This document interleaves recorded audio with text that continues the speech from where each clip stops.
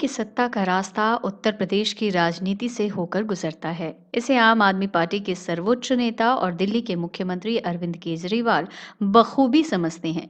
तभी उन्होंने दिल्ली से उत्तर प्रदेश का सियासी रास्ता तय करने का ऐलान किया है। केजरीवाल ने 2022 में उत्तर प्रदेश में होने वाले विधानसभा चुनाव के लिए आम आदमी पार्टी के मैदान में उतरने की घोषणा कर दी है। लेकिन आज मैं एक बहुत महत्वपूर्ण ऐलान करने जा रहा हूं।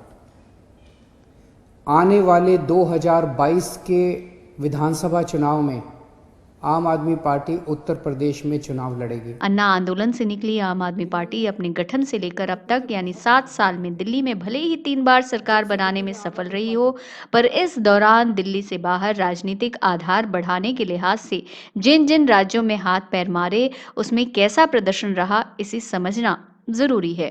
गोवा, हरियाणा, मध्य प्रदेश, गुजरात, यूपी, पंजाब समेत कई राज्यों में लोकसभा और विधानसभा दोनों ही चुनावों में आम आदमी पार्टी ने अपने उम्मीदवार चुनावी मैदान में उतारे। ये अलग बात है कि पंजाब और दिल्ली छोड़कर बाकी राज्यों में शर्मनाक हार का सामना करना पड़ा। मध्य प्रदेश, छत्तीसगढ़ और राजस्थान, ये 3 राज्य तो ऐसे रहे जहां कोई भी प्रत्याशी अपनी जमानत तक बचा नहीं पाया। दिल्ली की बात करें तो यहाँ की जनता ने राज्य की सत्ता भले ही आम आदमी पार्टी को लगातार तीसरी बार सौंपी हो, लेकिन दिल्ली के नगर निगम और लोकसभा के चुनाव में लोगों ने आप पर अपना भरोसा नहीं जताया। 2014 और 2019 के लोकसभा चुनाव में आम आदमी पार्टी ने सभी 7 सीटों पर अपने प्रत्याशी उतारे थे, लेकिन एक भी नहीं जीत सका। 2019 के लोकसभा चुनाव में तो आपके प्रत्याशी कांग्रेस से भी पीछे रह गए थे। इससे पहले 2017 में दिल्ली के नगर निगम चुनाव में भी आम आदमी पार्टी को करारी शिकस्त मिली थी। दिल्ली की 272 पार्षद सीटों में से आप महज 48 सीट ही जीत सकी थी, जबकि भाजपा 181 वार्डों में जीतकर एमसीडी की सत्ता बचाने में कामयाब रही थी। दिल्ली के बाद आपका राजनीतिक ग्राफ पंजाब में ऊपर उठता दिखा था। 2014 के लोकसभा चुनाव में आम आदमी पार्टी 4 सीटों पर जीती, तो 2017 के विधानसभा चुनाव में उसे एक विकल्प माना जाने लगा। ये अलग बात है कि उसे अपेक्षित कामयाबी नहीं मिल पाई और 100 से अधिक सीटों पर जीत का दावा करने वाली आप 20 सीटों पर ही सिमट गई। इसके बाद से आपका ग्राफ लगातार गिरता ही चला जा रहा है। लोक इंसाफ पार्टी के साथ उसका समझौता टूटा। नेता प्रतिपक्ष एचएस फूलका ने पार्टी और विधायक पद से इस्तीफा दे दिया। विधायक सुखपाल सिंह खेहरा ने भी पार्टी छोड़ दी। इसके अलावा अब तक नाजर सिंह मानशाहिया, अमरजीत सिंह संदोआ, मास्टर बलदेव सिंह जैसे विधायक भी आपसे निकल चुके हैं और 2019 के लोकसभा चुनाव में महज एक सीट पर ही आम आदमी पार्टी जीत सकी। गोवा की बात करें तो 2017 के विधानसभा चुनाव में आप चीफ अरविंद केजरीवाल ने पूर्व नौकरशाह एल्विस गोम्स को मुख्यमंत्री पद का उम्मीदवार बनाया था। राज्य में कांग्रेस और भाजपा से ज्यादा आम आदमी पार्टी ने अपने प्रत्याशी उतारे थे।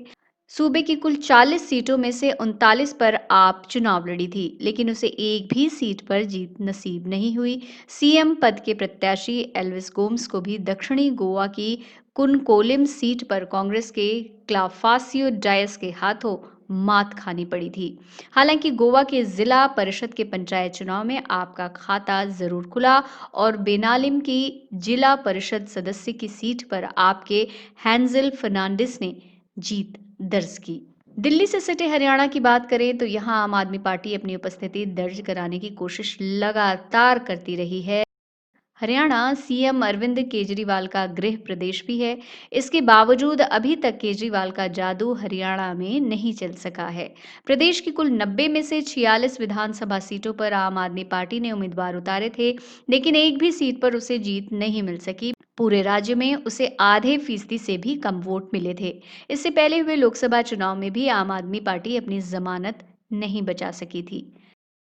मोदी शाह के गुजरात की बात करें तो 2017 के विधानसभा चुनाव में उतरने के लिए आम आदमी पार्टी ने जोर शोर की तैयारी की, लेकिन जब चुनाव का वक्त आया तो सिर्फ 20 सीटों पर अपने उम्मीदवार उतारे।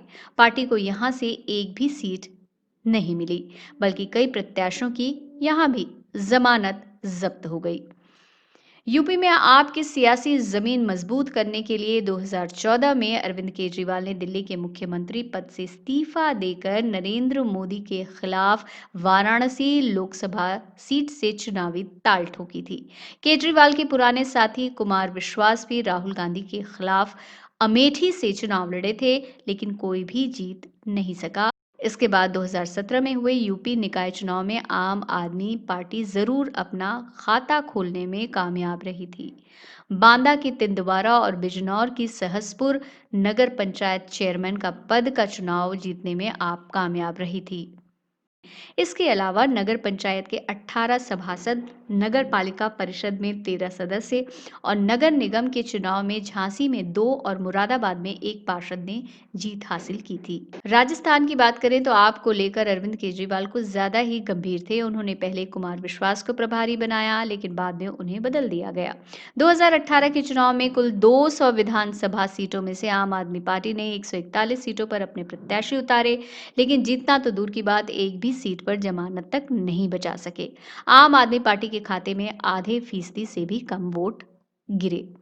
कुछ ऐसा ही हाल मध्य प्रदेश और छत्तीसगढ़ में साल 2018 में हुए विधानसभा चुनाव में हुआ। एमपी की 208 सीटों पर आम आदमी पार्टी ने अपना प्रत्याशी उतारा था, लेकिन एक भी सीट नहीं जीत सकी और न ही कोई प्रत्याशी अपनी जमानत बचा सका। छत्तीसगढ़ में 85 सीटों पर आम आदमी पार्टी ने उम्मीदवार उतारे थे, लेकिन एक भी सीट पर जीत नहीं मिल सकी। इतना ही नहीं, मध्य प्रदेश और छत्तीसगढ़ में आपको नोटा से भी कम वोट मिले थे। इन दोनों राज्यों में 1% वोट भी पार्टी को नहीं मिल सका, जबकि नोटा को 2% से ज्यादा वोट मिले थे। स्पष्ट है कि इन 7 वर्षों में जिन जिन राज्यों के चुनाव में पार्टी ने दांव लगाया, उसे मुंह की खानी पड़ी। अब नजर यूपी 2022 पर है।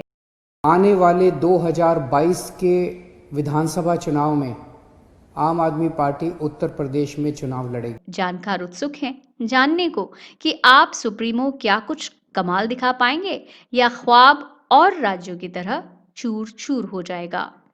सत्ता विमर्श, ब्यूरो की रिपोर्ट।